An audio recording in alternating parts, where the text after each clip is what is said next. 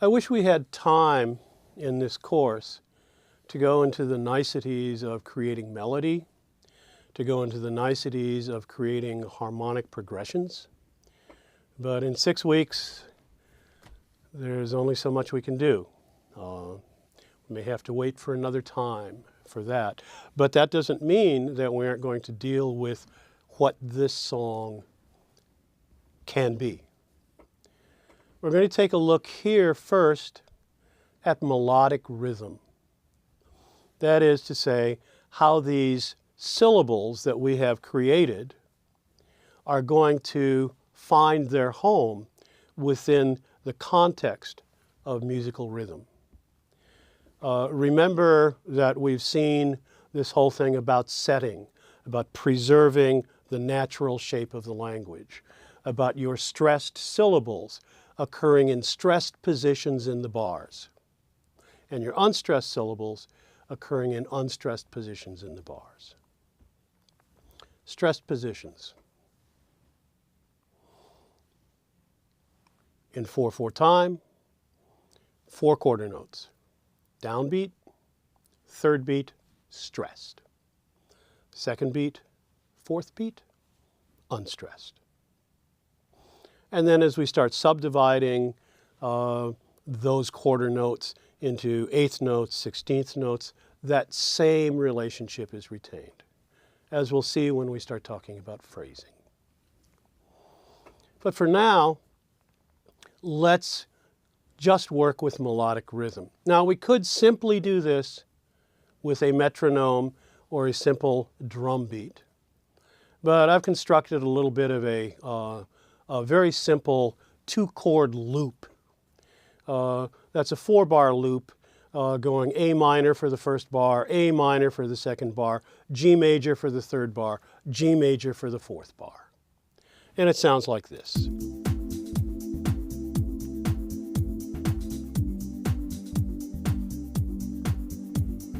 One, two, three, four, 2, 2, 3, 4, 3, 2, 3, 4, 4, 2, 3, 4. Start again. And so I just keep this running, and not because these are going to be the chords, but because this kind of mood, this A minor to flat 7, feels kind of longing. It feels a little bit wandery to me. And so I thought, let's just give this a try, because it feels like it's got sort of that ambiance that this lyric seems to want to express. So first thing is just generally, how are we going to get these syllables fitting into this 4-bar sequence? One possibility might be this. 1, 2, 3, 4, 2, 2, 3, 4, 3, 2, 3, 4, 4, 2. I hear you out there crying, begging, let me in. You make your way between the cracks. I hear you moan. I hear you laugh. Singing as you pass. Oh, hobo wind. Oh, hobo wind. And so you try that. Say,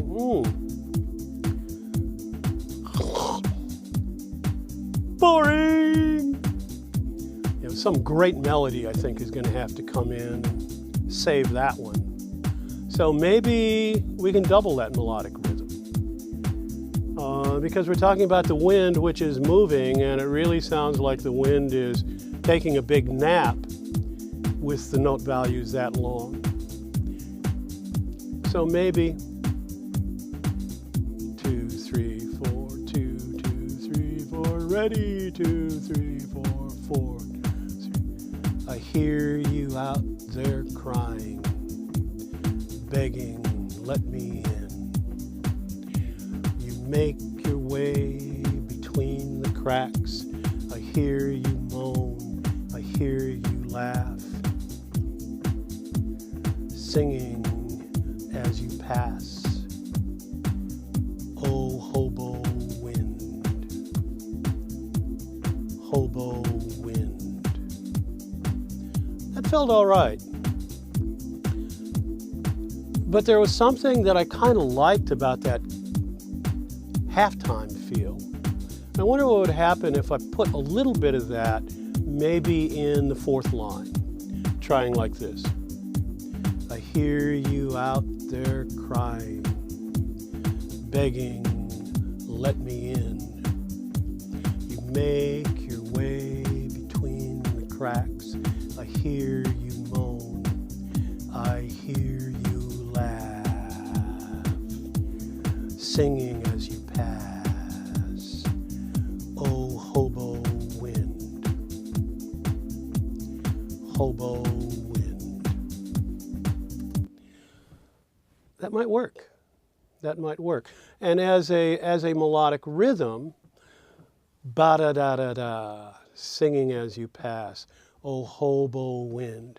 So we have note values there, a series of note values that I think support this whole notion of the motion of the wind.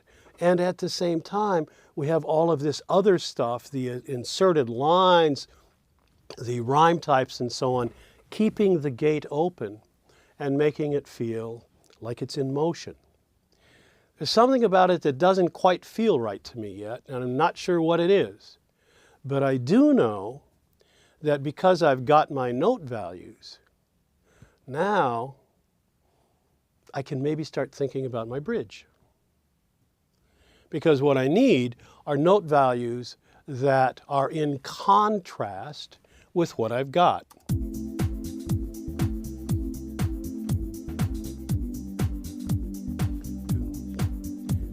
I hear you out there crying, begging, let me in. Ba-da-da-da-da-da. Ba-da-da-da-da. So the note values there are, sort of moderate, but da-da-da-da-da. So we're dealing with, quarter notes and a few eighth notes here and there, some dotted quarters, maybe even a half note here and there. So let's just say that we have eighth notes, quarter notes, dotted quarter notes, half notes. Say we've got those. What have I got? Well, I've got eighth notes, quarter notes, dotted quarter notes, and some half notes. What's different than that? 16th notes, 37, I can't go that fast. Wait, what else? Whole notes. Whole notes are different than that. Really long notes. So that if I want to create a bridge that goes like this, maybe I want some long notes. So that now I have two entries into my brain that say, okay, what do I need the bridge to do? I need it to be a contrast in melodic rhythm, and I need it to introduce or to support the notion of the wind as a singer, if the notion of hymns is going to make any sense at all, and I love hymns because I'm on a religious quest. So I love hymns. A religious quest for vagrancy, for sin, for experience, an obsessive quest, hymns. So what if in my bridge I ask the wind to sing?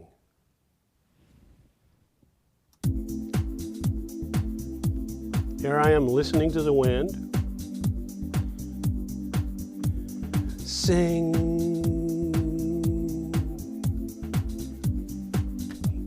There it is. Sing all night long. Sing. What if that's all it is? What if that's all the bridge is? Sing long, consonants rhyme. Sing all night long. Sing. Oh boy, would it ever be good to say, sing all night long, sing your song. Because song rhymes with long. Wow, brilliant. Except,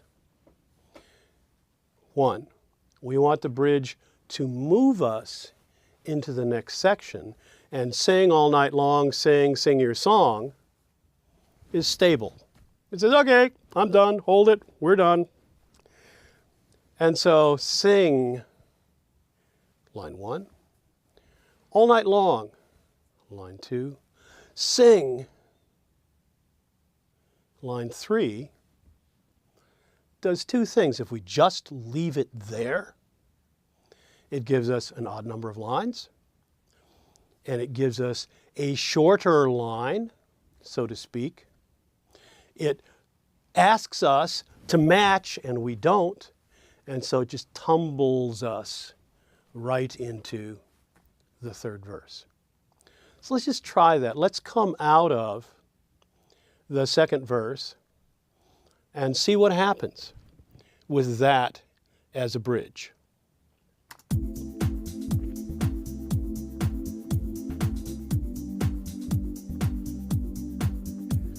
I wonder where you're going. I wonder where you've been.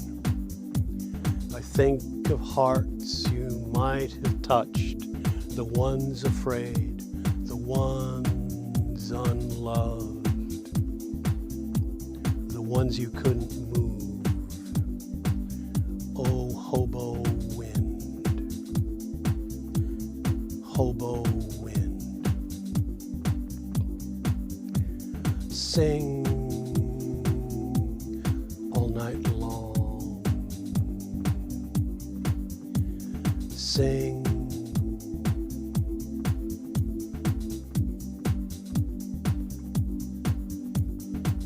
I wish you'd take me wandering. That's not bad. But wow, there sure was a long space for a can of guitar players between the end of the bridge and the next verse.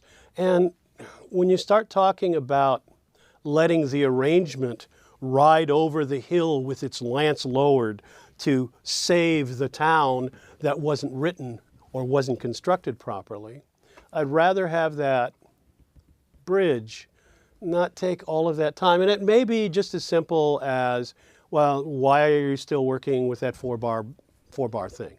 It might be that. But there may be some ways to deal with that. But right now, it feels to me like we have something that could be an effective contrast in terms of melodic rhythm. And it also seems like it's saying the right thing, that it's talking to the wind as a singer who's out there crying and moving and touching and so on, and I want to go on the wanderings and all of that stuff. So it feels to me like we've got, with this next step of finding a melodic rhythm, and note that we have no melody at all. And again, you know, that's going to be something that, that we're going to experiment with. But at this point, it feels like we've taken the next step toward creating something. Now note, for you out there who say, well, I'm only a lyricist. Note that when you start working with melodic rhythm, you're still working as a lyricist. That is to say, you don't have to know how to sing. You don't have to know how to play an instrument. All you have to know is how to press play on a loop of some kind or a drum loop and work your lyric in melodic rhythm and find out what that feels like. And then if you should go on to find chords and melody, great. If you're co-writing and can now give that to a co-writer, you'll be aiding and abetting the process by saying, this is how it lays in melodic rhythm to me. And then for the composer, it's simply a matter of saying, oh, okay, that actually could suggest melody to me. That actually shows me how things can move there, and that's going to be a real boon in creating whatever harmony and whatever melody I can work with. As opposed to just handing the composer a sheet of paper and saying, here, and then the composer not understanding how you want it to move in all of your thought process now is going to probably give you something that you certainly didn't expect. And sometimes those surprises are not the best. So try to create your melodic rhythm, maybe in advance, particularly when you write lyric first, maybe in advance of creating the melody, maybe in advance of creating the harmony. As I say, well, this could have been done simply with a drum loop or a metronome, but I kind of like the ambiance of this little loop, and so use that to start moving us along.